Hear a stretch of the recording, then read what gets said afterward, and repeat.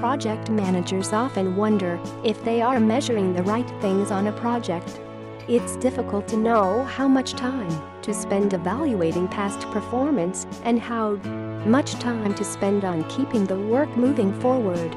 Of course, there are many indicators of project success, but what do you need to be measuring while the project is in motion? At various points during the project, you want to evaluate 5 points: schedule, quality, cost, stakeholder satisfaction, and performance against the business case.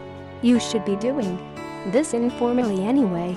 A formal project evaluation is of use during the end of a phase or stage, as it can give you a clear indication of how the project is performing against the original estimates.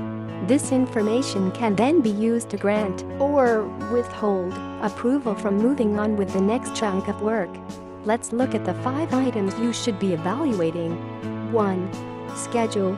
Project management success is often determined by whether or not you kept to the original timeline. Experienced project managers know how hard that is, but it's a little bit easier if you continually evaluate your progress as you go. You'll update your project schedule regularly. I recommend at least weekly.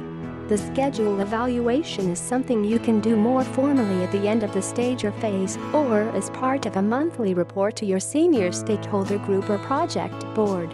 Look at your major milestones and check if they still fall on the same dates as you originally agreed. Work out the slippage, if any, and how much of an impact this will have on your overall project timescales. 2. Quality. The end of a project phase is a good time for a quality review. You can check both the quality of your project management practices, are you following the change management process every time, and so on, and also the deliverables. A quality review can evaluate whether what you are doing meets the standards set out in your quality plans. Best find out now before the project goes too far, as it might be too late to do anything about it then. 3. Cost. Many executives would rate cost management as one of their highest priorities on a project, so evaluating how the project is performing financially is crucial.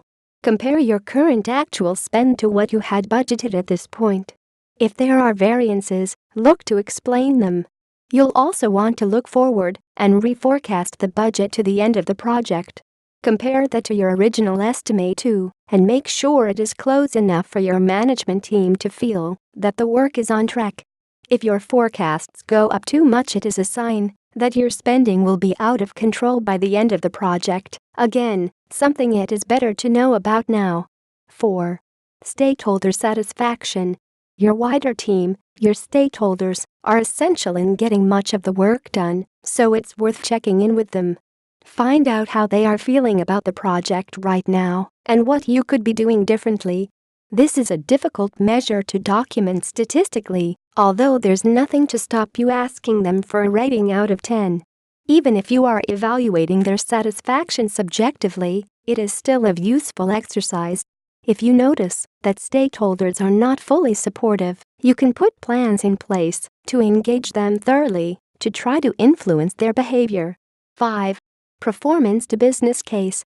Finally, you'll want to go back to the business case and see what you originally agreed. How is your project shaping up? Check that the benefits are still realistic and that the business problem this project was designed to solve does still exist. It happens, project teams work on initiatives that sound great, but by the time they are finished, the business environment has moved on and the project is redundant. No one bothered to check the business case during the project's life cycle, and so no one realized that the work was no longer needed. Don't work on something that nobody wants. Check the business case regularly and evaluate it in light of the current business objectives. You can add other items to this list. In fact, it should reflect what is important to you and your team. You should be evaluating things that matter, so feel free to add extra elements or ditch some of the ones that you are less worried about. When your project is over, you'll want to carry out a full and final evaluation. This could be as part of a lessons learned review, but typically it is different. A lessons learned review is where all the project stakeholders comment on what worked and what didn't. You take away key messages and tasks to improve. How projects are delivered in the future. It's an essential part of project closure, but it isn't a formal evaluation.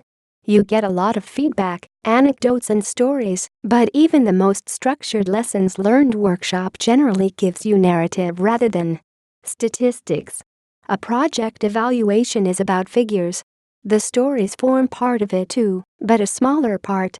During a project evaluation, you look at schedule, quality, cost, stakeholder satisfaction, performance to business case. Sound familiar? Yes, it's the same list of topics that you evaluate as you go through the project.